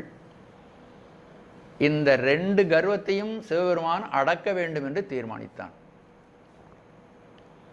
ஆகவே அவர் திருமாலை ஒரு பெண்ணாக ஆகுமாறு செய்து அழகிய பெண்ணாக அந்த முனிவர்கள் இருக்கின்ற வழியிலேயே வரச் செய்தான்.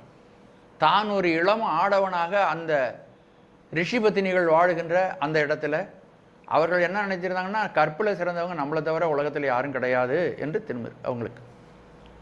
ஆகவே அந்த இடத்துல அவன் வாலிபனாக வந்தான்.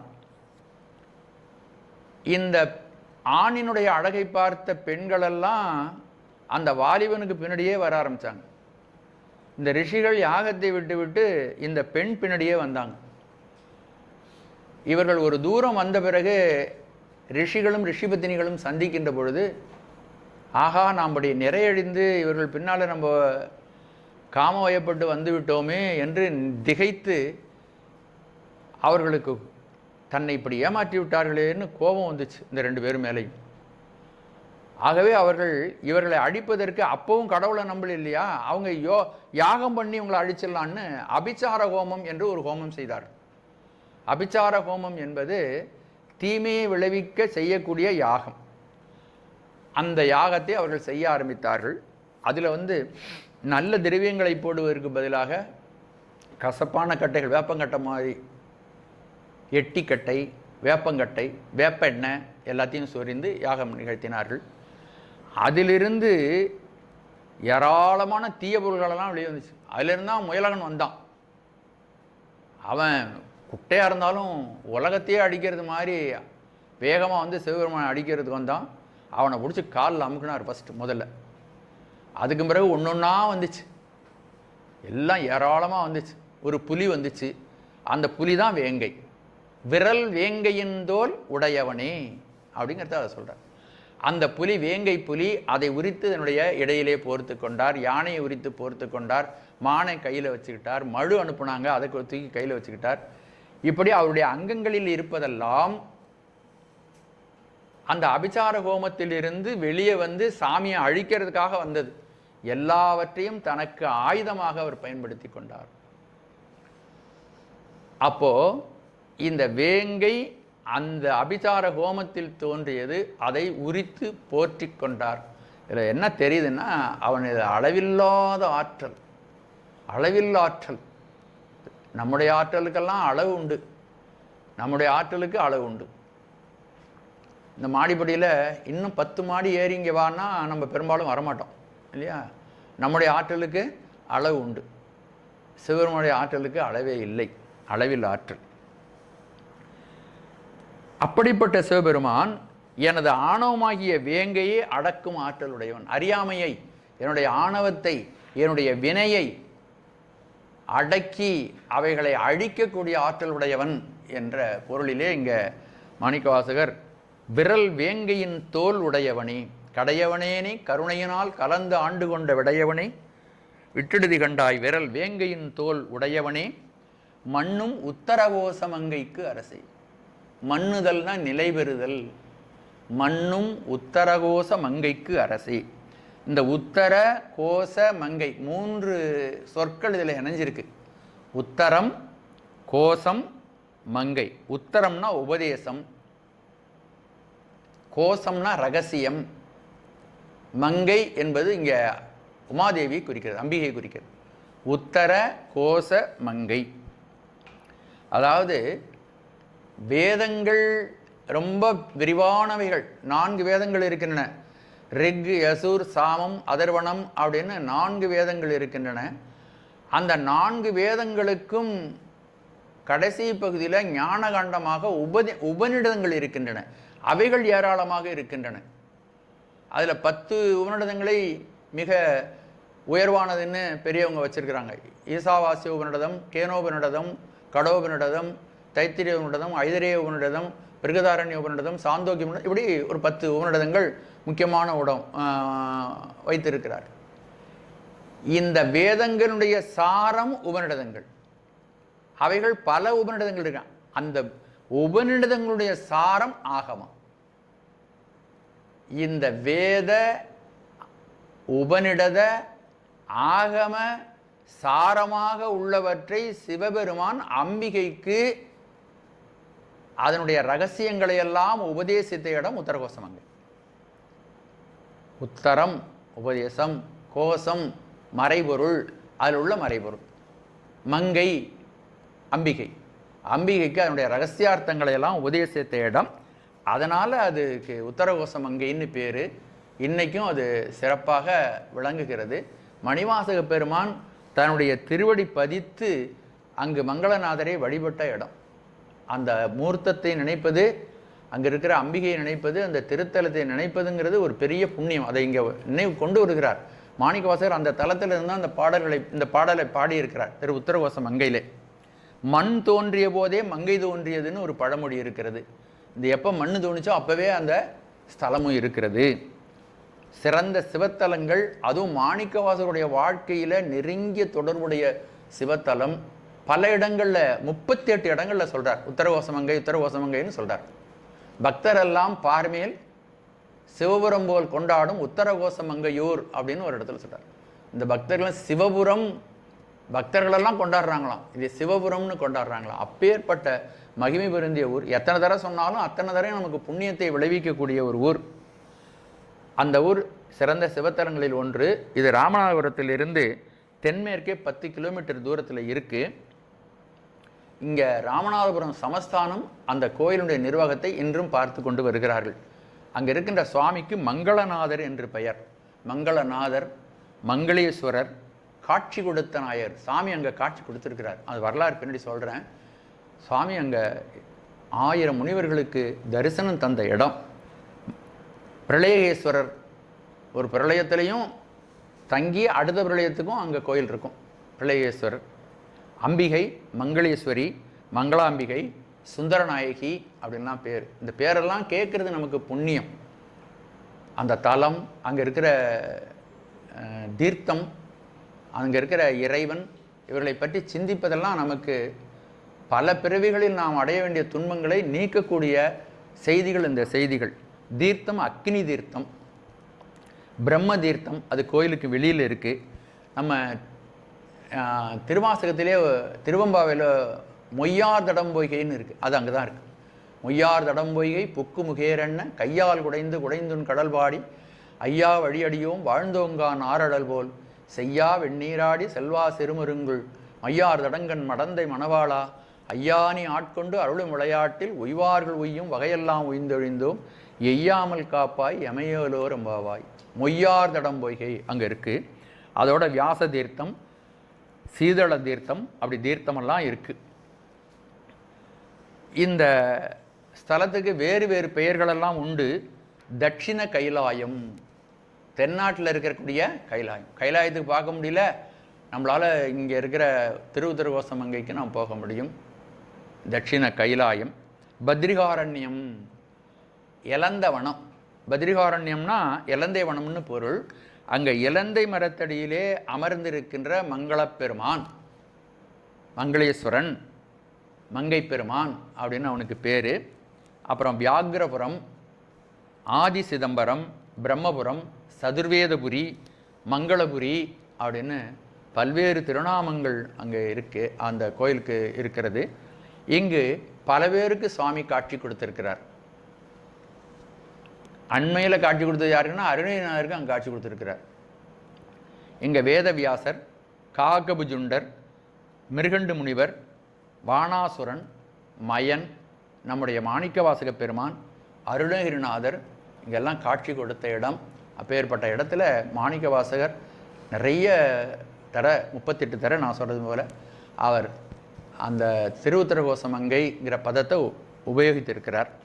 இங்கே ஒரு நடராஜர் இருக்கிறது. அந்த நடராஜர் ரொம்பவும் மேன்மை பொருந்தியது, புகழ்பெற்றது, சிறப்பு பொருந்தியது. அதை வாழ்நாளில் ஒரு தடையாவது நம்ம பார்க்குறது நமக்கு ரொம்ப ரொம்ப புண்ணியத்தை தரும். அவர் 5 அடி உயரத்தில் இருக்கிறார். அம்பலவாணர், மரகத திருமேனி, மரகதத்தினாலாகிய திருமேனி உடையவர். தெற்கு பார்த்து இருக்கிறார். அவர் எப்பொழுதும் அக்னி நடுவிலேயே நடனமாடுவதாக ஐதீகம். அதனால் அவருடைய திருமேனி முழுதும் எப்பொழுதும் சந்தனக்காப்பு நிறைந்திருக்கும். சந்தனக்காப்பு போட்டு அவருடைய திருமேனியை பூராவும் பூசி வச்சுருப்பாங்க. ஒரே ஒரு நாள் அவரை திருமேனியை பார்க்கலாம். திருமேனியை எந்த விதமான மூடுதலும் இல்லாமல் பார்க்கலாம், சந்தனக்காப்பு இல்லாமல் பார்க்கலாம். சந்தனக்காப்புன்னா சாதாரணமாக மேலே மேனி தெரியறது மாதிரி தான் பூசியிருப்பாங்க. போய் பார்த்தோம்னா தெரியும், கொஞ்சம் கொஞ்சம் தெரியும், அங்கங்கே தெரியும். ஆனால் முழுமையாக அந்த தடுப்பும் இல்லாமல் முழுமையாக இப்போ பார்க்கணும்னா திருவாதிரை நாளில் முதல் நாள் 6 மணிக்கு ஆரம்பித்து மறுநாள் காலையில் 6 மணி வரையிலும் அதுக்குள்ளே அங்கே இருக்கிற நம்முடைய பக்தர்கள் கூட்டம் மைல் கணக்கில் க்யூவில் நிற்பாங்க. நம்ம எத்தனை க்யூவில் நின்னாலும் விடியறதுக்குள்ளே பார்த்துருவோமா அப்படிங்கிறத நம்மளால் சொல்ல முடியாது. அவ்வளவு மக்கள் கூடுவார்கள். அந்த ஆண்டு முழுதும் பார்த்தீங்கன்னா சந்தன காப்பிலே, இப்போ கூட நம்ம போய் பார்த்தோம்னா சந்தன காப்பிலே இருப்பாங்க. அவருக்கு உற்சவ மூர்த்தி இருக்கிறது, அது தனி மூர்த்தமாக இருக்கிறது. நான் முதலே சொன்ன போல் மார்கழி மாதம் திருவாதிரை அன்று இரவு முழுதும் அதற்கு அபிஷேகம் நடக்கும். இங்கே திருப்பத்தூரில் ஆறுவம்பிள்ளைன்னு ஒரு வள்ளல் குடும்பம் இருக்கிறது. அவர்கள் தான் இந்த அபிஷேகத்தை முன்னின்று நடத்துகிறார்கள் இன்னைய வரையிலும். கனக சபையில் இந்த இந்த இந்த சாமி இருக்கிற அந்த நடராஜர் இருக்கக்கூடிய அந்த மரகத திருமேனி இருக்கக்கூடிய இடம் கனக சபைன்னு பேர். தினந்தோறும் உச்சி காலங்களில் அங்கே இருக்கிற மரகத லிங்கம், ஸ்படிக லிங்கத்துக்கு அன்னாபிஷேகம் நடக்கும். நீங்கள் யாராவது வேணால் அது தினம் பார்க்கலாம், நம்ம கிட்டே இருந்து கூட பார்க்கலாம். கொஞ்சம் ஐயருக்கும் பக்கத்திலே உட்காந்து கூட நம்ம பார்க்கலாம். அது ரொம்ப நல்ல சிறப்பாக நடக்கும். மாணிக்க வாசகர் இந்த கனக சபையில் கைகூப்பிய நிலையில் அங்கே இருக்கிறார். பிரகாரத்தில் குருந்தமர காட்சி, பிரகாரம் வர சுற்றி வரும்பொழுது இப்போ குருந்தமர காட்சி இருக்கிறது. மாணிக்க வாசகருக்கு ஒரு சந்நிதி இருக்கிறது. இந்த கோஷ்டத்தில் ஏகபாத திரிமூர்த்தியாக சிவபெருமான் விளங்குவதையும் பார்க்கலாம். இப்படிப்பட்ட உன்னதமான ஒரு இடம் அந்த நடராஜர் இருக்கின்ற இடம். நான் முதலே சொன்னது போல் மாணிக்கவாசகர் 38 இடங்களில் உத்தரகோச மங்கையை சிறப்பாக குறிக்கிறார். உத்தரகோச மங்கையுள்ளிருந்து வித்தக வேடம் காட்டிய இயல்பும். உத்தரகோச மங்கைங்கிற ஊரில் சுவாமி வித்தகமான ஒரு வேடத்தை எனக்கு காட்டினார். அங்கே ஒரு காட்சி கிடச்சிருக்கு. மாணிக்கவாசகருக்கு பல இடங்களில் காட்சி கிடச்சிருக்கு. சில இடங்களில் திருவடி தீட்சை கிடச்சிருக்குது. திருவடை மருதூரில் திருவடி அவருடைய தலையிலே சூடப்பட்டிருக்கிறது. இப்படி பல இடங்களில் பலவிதமான வரலாறுகள் சொல்லப்படுகிறது. பாண்டி நாடே பழம்பதியாகவும் பக்தி செய் அடியரை பரம்பர உயிப்பவன் உத்தரகோச மங்கையூராகவும் என்று கீர்த்தி தருகரில் சொல்லுகின்றார். தாதாடு பூஞ்சோலை தத்தாய் நமையாளும் மாதாடு பாகத்தன் வாழ்பதி என். சாமி இருக்கிற இடம் எது, சிவபெருமான் இருக்கிற இடம் எது அப்படின்னு ஒரு கேள்வி. அந்த இடத்துல சொல்கிறார், பக்தரெல்லாம் பார்மேல் சிவபுரம் போல் கொண்டாடும் உத்தரகோச மங்கையூர். அந்த ஊரில் தான் சிவபெருமான் இருக்கிறார். அப்புறம் அந்த இடத்துல மாணிக்கவாசக பெருமானுக்கு திருநீர் அளித்தாராம். நான் பலமுறை உங்களுக்கு முற்றோதல் நடக்கும்போது அதை சொல்லியிருக்கேன். முன் ஈரும் ஆதியமில்லான் முனிவர் கூடாம் 100 கோடி இமையோர்கள் தாம் நிற்க. சுவாமிக்கு முன்னாடி ஒரு நாள் அவர் திருவோலக்க மண்டபத்திலே எழுந்தருளி இருக்கிறார் அம்பியோடு கூடி. அப்போ ஏராளமான அடியார்கள் அவருக்கு முன்னாடி கோடிக்கணக்காக நிற்கிறார்கள். எத்தனை பேர் இருந்தாலும் டிவி வச்செல்லாம் காமிக்க வேண்டியில்லை. சாமி ஒவ்வொருத்தருக்கும் தனித்தனியாகவே அப்படியே தெரிவான், நல்லா தெரிவான். அப்படியே அவன் காட்சி கொடுப்பான். 33 கோடி தேவர்கள், ரிஷிகள், கிண்ணறர், கிம்புருடர் முதலானவர்கள், மக்கள் எல்லாரும் கூடி நிற்கிறார்கள். மாணிக்க சிவபெருமான் கடைசியில் நிற்கிறார். அடியார்க்கு அடியாராக அங்கே நிற்கிறார் கைகூப்பியபடி. சாமி என்ன பண்ணாராம், அவரை கூப்பிட்டு பக்கத்தில் இருந்த ஆலால சுந்தரனிடமிருந்து திருநீர் வாங்கி கொடுத்தார். முன்னீரும் ஆதியும் இல்லான் முனிவர் கூடாம் 100 கோடி இமையோர்கள் தாம் நிற்ப. அவங்க எல்லாரும் நிற்க. தண்ணீர் எனக்கு அருளி. தன்னா சிவபெருமானுடைய நீர், அவனே ஆகிய திருநீர். தண்ணீர் எனக்கருளி தன்கருணை வெள்ளத்து மண்ணூர மண்ணுமணி உத்தரகோச மங்கை மின்னேறு மாட வியன் மாளிகை பாடி பொன்னேறு பூன்முளையில் பொன்னூசலாடாம். அப்படி மாணிக்கவாசர் தன்னுடைய அன்பினுடைய வெளிப்பாட்டை, ஆனந்தத்தினுடைய வெளிப்பாட்டை பல்வேறு இடங்களில் அவர் சொல்லுகிறார். இந்த கோயிலினுடைய ஒரு பகுதியில் சகஸ்ரலிங்க சன்னதி, இப்போவும் நீங்கள் போய் பார்க்கலாம். சகஸ்ரலிங்க சன்னதி அப்படின்னு ஒரு சன்னதி இருக்கிறது. அந்த இடத்துல ஒரு நிகழ்வு நடந்தது. இந்த உத்தரகோச மங்கையை பற்றி நாம் எவ்வளவுக்கு அளவு சிந்திக்கிறோமோ அந்த இடத்த அப்படியே நம்ம போயிருந்தால் கண்ணுக்கு முன்னாடி கொண்டு வரணும், கொண்டு வந்து சிந்திக்கணும். அந்த சகஸ்ரலிங்க சன்னதியில் 1000 முனிவர்கள் ஒரு காலத்தில் பூஜை பண்ணிக்கிட்டு இருந்தாங்க. உட்கார்ந்து இறைவனை தியானித்து கொண்டிருந்தார்கள். அந்த தியானித்து கொண்டிருந்தவர்களுக்கு சிவபெருமான் ஒரு முறை காட்சி தந்தார். காட்சி தந்து முடித்த உடனே அந்த நேரத்தில் இலங்கையில் ராவணனுடைய மனைவி மண்டோதரி சிவபெருமானை பார்க்க வேண்டும், எப்படியாவது அவனுடைய திருவுருவத்தை நான் பார்க்கணும்னு சொல்லி ரொம்ப தவம், ஆழமான தவம். உடனே சாமி என்ன பண்ணார், 1000 பேருக்கு காட்சி கொடுத்த நிலையில் சொன்னார், மண்டோதரி என்னை மிகவும் விரும்பி அழைக்கிறாள், நான் அவளுக்கு காட்சி கொடுக்க போகிறேன். இப்பொழுது நான் உங்களுக்கு வேதாகமங்களை உபதேசித்து கொண்டிருக்கிறேன். அந்த சுவடிகள்லாம் உங்கள் கையில் இருக்கு. இந்த சுவடியை நான் வர்ற வரையிலும் நீங்கள் பத்திரமா காப்பாற்றிக்கிட்டு இருக்கணும். அது வரையிலும் இந்த இடத்த விட்டு நவரக்கூடாது. நான் இப்போ இலங்கைக்கு போகிறேன். சாமி எல்லா இடத்துலையும் இருப்பார், அப்படி இருக்கலாம். ஆனால் இங்கே ஒரு லீலை சாமி செய்கிறார். நான் இலங்கைக்கு போகிறேன். அப்போ இலங்கைக்கு போனால் இங்கே இல்லைன்னு அர்த்தம். சாமி இல்லாத இடம் கிடையாது, இங்கே இருக்கிறார். ஆனால் உருவத்தோடு அங்கே எழுந்தருளுகிறேன். நீங்கள் இந்த இடத்தை விட்டு போகக்கூடாது. இந்த வேதாகம கட்டுகளை கையிலே வச்சிருக்கணும். ஒருவேளை இலங்கை வேந்தன் ராவணன் என் மேலே வேற யாராவது புறத்தில் உள்ளவர்கள் என்னுடைய மேனியிலே கைப்பட்டு விட்டால் இந்த குளத்தில் நெருப்பு தோன்றும். நீங்கள் அஞ்சக்கூடாது. நீங்கள் இங்கே இருங்க, நான் வர்றேன். திரும்ப வருவந்து உங்களுக்கு மீண்டும் வேதாகம உபதேசத்தை நான் செய்வேன் அப்படின்னு சொல்லிட்டு சாமி அங்கே போனார். எங்கே போனார்? இலங்கைக்கு சென்றார். அங்கே மண்டோதரிக்கு அழகிய ஒரு வாலிபனாக காட்சி கொடுத்தார். சிவவேடத்தோடையே காட்சி கொடுத்தார். நித்த மணாளர் நிரம்ப அழகியர் சித்தத்திருப்பரால் அன்னை என்னும் சித்தத்திருப்பவர்.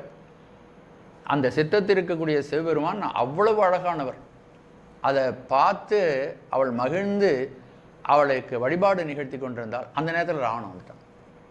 வந்த உடனே வேறு ஏதாவது தன்னோட மண்டோதரியை சந்தேகப்படுவான் என்று சொல்லி சுவாமி குழந்தையாக மாறிட்டார். குழந்தையாக மாறின உடனே அதனுடைய மேனியிலே பல்வேறு வண்ணங்கள் மாறி மாறி தோன்றுது. பார்த்த உடனே ராவணனுக்கு ரொம்ப அந்த குழந்தை மேலே பிரியம் வந்துடுத்து. உடனே அந்த குழந்தைய கையில் தூக்கி அணைச்சி கொண்டான். தனக்கு மேலே அணைச்சி கொண்டான். யாருன்னு கேட்டான். இந்த குழந்தை யார் ஏது அப்படின்னு கேட்டான். உடனே மண்டோதரி சொன்னால் ஒரு தவம் செய்கின்ற ஒரு பாட்டி வந்தாங்க, அவங்க என்கிட்ட கொடுத்துட்டு போயிருக்காங்க, திருப்பி வந்து கேட்டு வாங்கிட்டு போயிடுவாங்க அப்படின்னு சொன்னோன்னே அப்படியே வச்சு அணைச்சிக்கிட்டான். இப்படி புற ஆடவன் சாமி மேலே தொட்ட உடனே இங்கே உத்தரகோசமங்கையில் இருந்த அந்த குளத்திலே நெருப்பு தோன்றியது. நெருப்பு தோன்றினா சாமிக்கு ஏதோ ஆபத்துன்னு சொல்லி எல்லாரும் அந்த நெருப்பு உள்ள விழுந்து 999 பேர் விழுந்துட்டாங்க. ஒரே ஒருத்தர் தான் அதை காப்பாற்றிட்டு இருந்தார். அப்படி அதன் பிறகு அந்த ராவணன் குழந்தையா இருந்த உச்சி மோர்ந்த பிறகு அந்த பாட்டி உடனே வந்தா. அது குடையில கையில் அந்த குழந்தைய கொடுத்தாங்க. அந்த அம்மா வாங்கிட்டு போயிடுச்சு. இப்போது சுவாமி திரும்பி வந்து பார்க்கும் பொழுது இவர் ஒருத்தர் தான் இருக்கிறார். அந்த எல்லாரையும் மறுபடியும் எழுப்பி சாமி எல்லாருக்கும் காட்சி கொடுத்தார். அப்படி காட்சி கொடுத்தோன்னா அந்த 1000 பேரும் சென்று அந்த சிவலிங்கத்திலே ஒடுங்கினார்கள். அந்த சிவலிங்கம் தான் 1000 முனிவரும் ஒடுக்கப்பட்ட அந்த சிவலிங்கம் தான் இன்னைக்கு அங்கே இருக்குது. அது சகஸ்ரலிங்கம் அப்படின்னு. அது சித்ரா பௌர்ணமி மார்கழி திருவாதிரையில் அங்கே மிகச்சிறந்த உற்சவங்கள் நடைபெறுகிறது. அதை நம்ம வலம் வந்தோம்னா நம்ம சகல சித்திகளையும் பெறலாம் அப்படிங்கிறது அதுக்குரிய பலனாக விளங்குகிறது. இப்படி இருக்கக்கூடிய உத்தரகோசமங்கைக்கு அரசே அப்படின்னு மாணிக்கவாசகர் இதை சிறப்பாக சொல்லுகிறார். ஏன் இந்த இடத்துல நம்ம இவ்வளோ தூரம் அதை விரிவாக சொல்லணும்? மண்ணும் உத்தரகோசமங்கைக்கு அரசே, ஏன் அதை விரிவாக நம்ம இவ்வளோ தூரம் பேசியிருக்கோம் அப்படின்னு சொன்னால், மூர்த்தி தலம் தீர்த்தம் முறையாய் தொடங்கினர்க்கோர் வார்த்தை சொல்ல சத்குருவும் வாய்க்கும் பராபரமே. நம்ம போனது மாதிரி அதை பற்றி சிந்தித்தோமானால் எந்த மூர்த்தி, அங்கே இருக்கின்ற மூர்த்தி உயர்ந்தது, அங்கே இருக்கின்ற தலம் உயர்ந்தது உத்தரகோசமங்கை, அங்கே இருக்கின்ற தீர்த்தம் உயர்ந்தது, இந்த மூணையும் பற்றி சிந்திச்சிருக்கிறோம். இப்படி சிந்திக்கிறதுனால நமக்கு என்ன கிடைக்கும்னா, நமக்கு நல்வழி காட்ட ஆசான் வருவார். அதன் மூலமாக நமக்குடைய வாழ்க்கை மேம்பட்டு ஞான நிலையில் நாம் உயர போகிறதுக்கு வழியாக இருக்கும். அதனால் திரும்ப திரும்ப இந்த மாதிரி ஒரு தலத்துக்கு போயிட்டு வந்தோம்னா, ஏதோ போனோம், நம்ம சுற்றுலா போனோம், ஒரு இடத்த பார்த்தோம், இன்றைக்கி இந்த ஊர் பார்த்தோம், அடுத்த ஊர் பார்த்தோம், இன்றைக்கி 10 கோயில் பார்த்துட்டேன் அப்படின்னு சொல்கிறத விட, ஒரு கோயிலை நிதானமாக இன்ச் பை இன்ச்சாக ஒரு இடமாக பார்த்து அதை மனதுக்குள்ளே புகுத்திக்கிட்டு திருப்பி ஊருக்கு வந்து திருப்பி நினச்சி பார்த்து அந்த கோயிலுக்குள்ளே நுழையிற இடமெல்லாம் பார்த்துட்டு அங்கே இருக்கிற மூர்த்தமும் நம்முடைய கண்ணுக்கு கொண்டு வர முடியுமானால் அது மிகச்சிறந்தது. ஒரு நாளைக்கு ஒரு கோயில் பார்த்தாலும் போதும், 2 கோயில் பார்த்தாலும். இப்போ திருவாரூர் கோயிலெலாம் ஒரு நாளில் பார்க்க முடியுமா? ஒரு நாளில் பார்க்கவே முடியாது. எடுத்துக்கிட்டால் அதை மீனாட்சி பிள்ளை ஒரு பாடலில் சொல்லியிருக்கிறார், கையெடுத்தால் விரிக்கவே முடியாது, கீழே வைக்கவே முடியாது, ஏன்னா எங்கே பார்த்தாலும் கோயிலாகவே இருக்குது அதுக்குள்ளே அப்படின்னு. அப்படி நம்ம ஒவ்வொரு தலத்தையும் அப்படி பார்த்து கொண்டு வரணும். நடராஜர் கோயிலுக்கு எப்படி அடிக்கடி இந்த உடம்போட போயிட்டு வர முடியுமா? அப்போ நடராஜர் கோயிலுக்கு நம்ம உள்ள நுழைஞ்சத்துலேருந்து ஒவ்வொரு இடமா நம்முடைய கண்ணுக்கு வரணும்னா தினம் நடராஜர் கோயிலுக்கு நம்ம போயிட்டு வரலாம். அப்படி ஒரு சில கோயில் திருவண்ணாமலைக்கு போகிறோன்னா எந்த இடத்துல என்ன இருக்குன்னு கண்ணை மூணா தெரியணும். நம்ம உள்ளே நுழையிறோம், இடது பக்கம் யார் இருக்கா, வலது பக்கம் யார் இருக்கா, மேலே என்ன இருக்குது அப்படின்னு, எத்தனை கோபுரம், கோபுரத்தில் எத்தனை நிலைகள் இருக்கிறது, அதை தாண்டி நம்ம போகிறோம். கம்பத்தில் என்ன கோயில், இப்படி வரிசையாக உள்ள கிளிக்குண்டு அப்படி வரிசையாக நம்ம உள்ளே போகிறோம். போகிற இடத்துல எப்படி என்னென்னலாம் இருக்குது, சாமியை சுற்றி வரோம், அம்பியை சுற்றி வரோம். ஒரு நாளைக்கு உட்காந்துக்கிட்டு அந்த கோயிலுக்குள்ளே கிளம்பி உள்ளே போய் நம்ம சுற்றி ஒரு தரிசனம் பண்ணி சாமியை பார்த்துட்டு வெளியில் வந்தோம்னா அந்த பலன் அப்படியே கிடைக்கும் மானசீக பூஜைக்கு. அதனால் 1000 கோயிலுக்கு போக வேண்டியில்லை.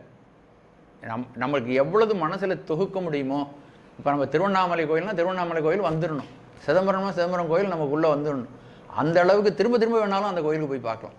பார்த்து அதை உள்ளே கொண்டுட்டு வந்துட்டோம்னா தினம் சிதம்பரத்துக்கு போகலாம், தினம் திருவண்ணாமலைக்கு போகலாம், தினம் உத்தரகோசமங்கைக்கு போகலாம்.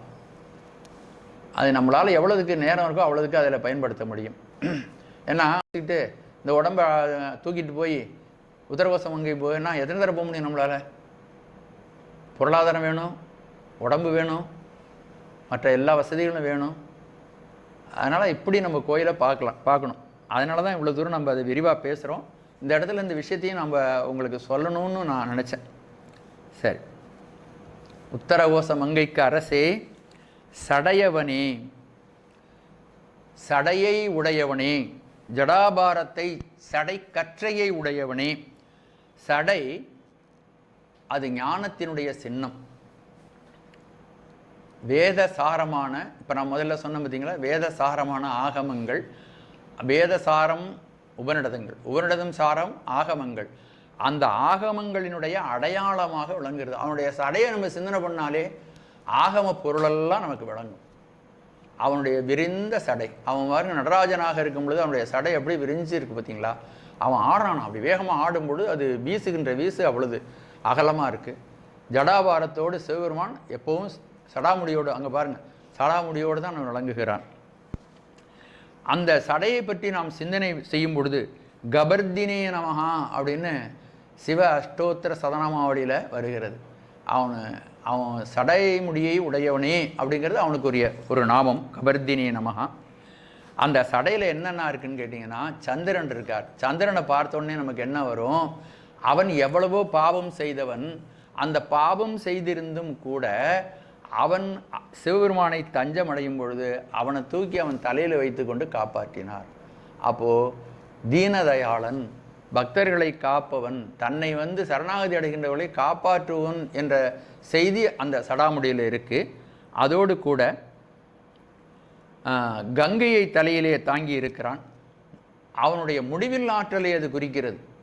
கங்கை உருட்டி கொண்டு எல்லாவற்றையும் உருட்டி கொண்டு சென்று அழித்து விடுவேன் அப்படின்னு சொல்லி வர்றா பூமிக்கு.